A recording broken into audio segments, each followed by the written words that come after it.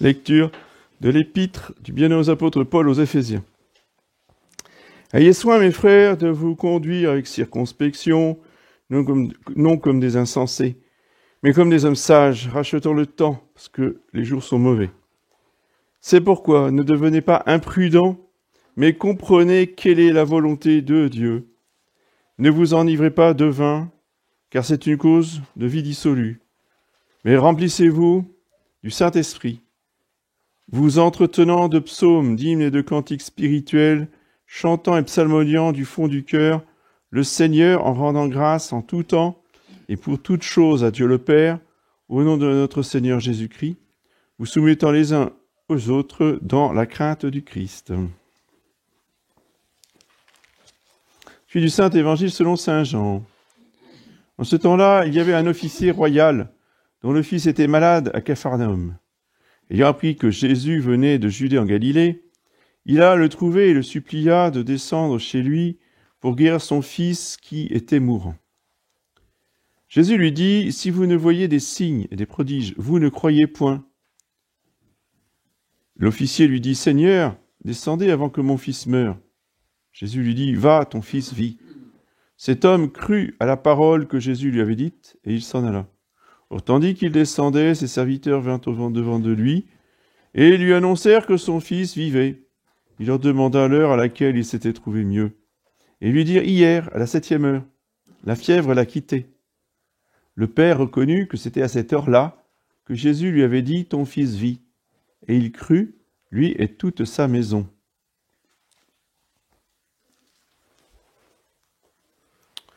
Au nom du Père, et du Fils, et du Saint-Esprit, ainsi soit-il. Mes bien chers frères, en ce dimanche qui commence les vacances de la Toussaint, je voudrais préparer, spécialement pour les enfants, la fête du Christ-Roi de dimanche prochain. La fête du Christ-Roi concerne l'organisation de la société. C'est le règne social de notre Seigneur Jésus-Christ. Donc c'est très général et cela concerne spécialement, plus particulièrement, les adultes. Et nous ne lirons pas, évidemment, les textes du 21e dimanche après la Pentecôte, parce que la fête du Christ-Roi remplace le dimanche après la Pentecôte. Et ces textes de dimanche prochain, c'est surtout l'Évangile, nous préparent bien, voyez, à l'application concrète du règne de notre Seigneur Jésus-Christ, spécialement dans les relations que nous devons avoir avec le prochain, surtout quand il y a conflit ou offense. Et cela, eh bien, est présent, vous allez me dire, toute l'année, mais enfin spécialement pendant les vacances, puisque les enfants sont tous ensemble beaucoup plus souvent, les temps de jeu sont beaucoup plus importants, donc les temps de dispute aussi. L'évangile de dimanche prochain, justement, nous parle de cette attitude de pardon que nous devons avoir envers les autres, puisque c'est le serviteur à qui le maître remet 10 000 talents, parce qu'il n'avait pas de quoi rembourser. Et 10 000 talents, c'était une très grosse somme. Ce serviteur va donc supplier le maître de lui remettre sa dette. Et le maître, par bonté, par pitié, ce maître le laissa aller et lui remit sa dette.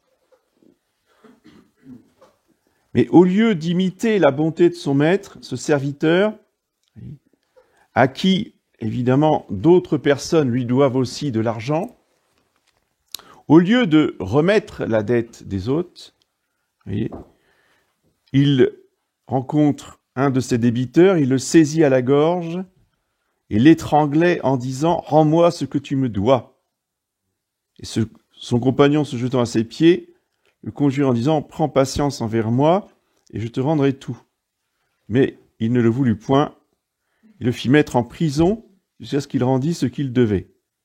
Donc le maître va appliquer à ce serviteur le traitement qu'il a appliqué aux autres. C'est-à-dire, au lieu bien de lui laisser sa dette comme il l'avait dit au départ, eh bien, il va se reprendre et exiger de lui ce qu'il exigeait des autres.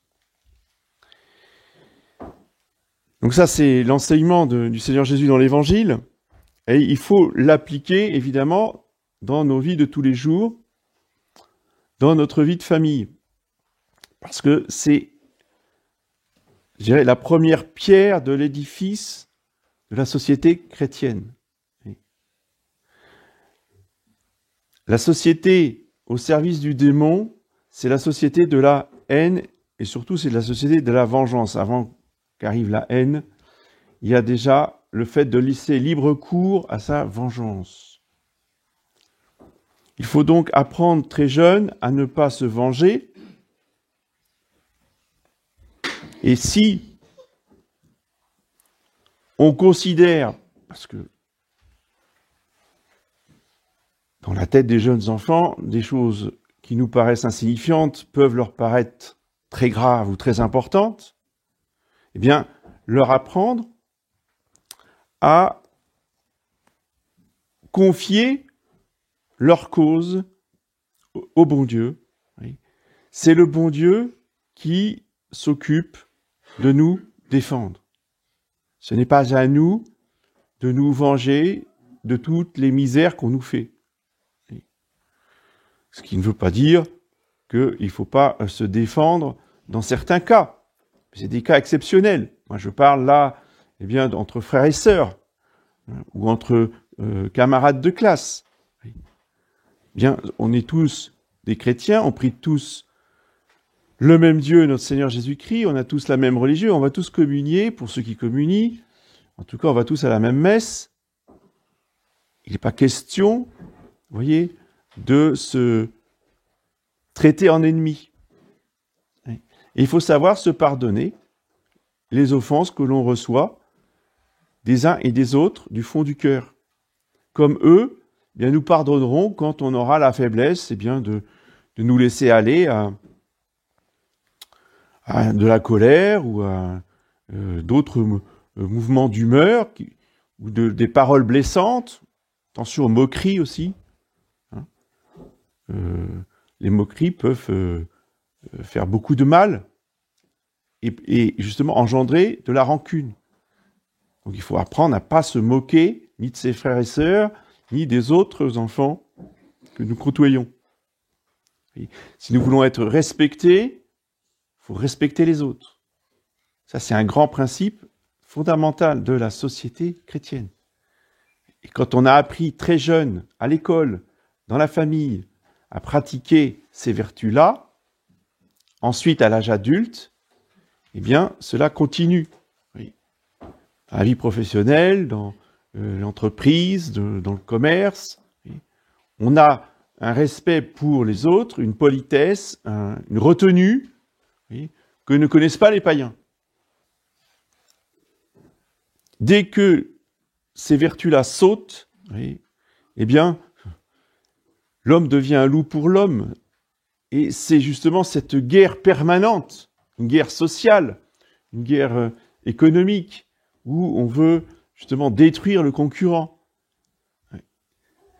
Là, on n'est plus du tout dans le règne du Christ roi. Le règne du Christ roi, c'est le règne de Jésus, roi d'amour. C'est le règne du Sacré-Cœur de Jésus, qui est doux, humble et miséricordieux. Et c'est cette douceur, cette miséricorde, ce pardon que nous devons pratiquer déjà entre nous, dès le plus jeune âge, en luttant contre nos mauvais penchants, nos péchés capitaux qui vont justement régulièrement nous faire rentrer dans des conflits avec les autres, qui, si on ne se raisonne pas, peuvent prendre des proportions qui sont qui offensent le bon Dieu. Oui. Donc s'interdire de taper les autres. Même si on est en colère, on ne tape pas ses frères et sœurs. Alors, c'est facile à dire, hein, je sais bien. Mais justement, il faut lutter. Il faut s'examiner le soir dans l'examen de conscience et demander pardon si on a eu le tort de se laisser emporter à donner des coups. Oui.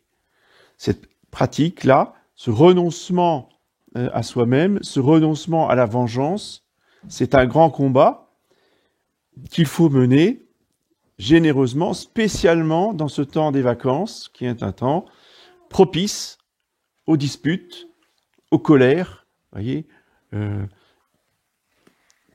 et demander à nos anges gardiens de nous aider, justement, à garder cette paix du Seigneur Jésus dans la famille pendant toutes les vacances. Ça, c'est la grande grâce qu'il faut demander ce matin pendant la messe. Au nom du Père et du Fils et du Saint-Esprit.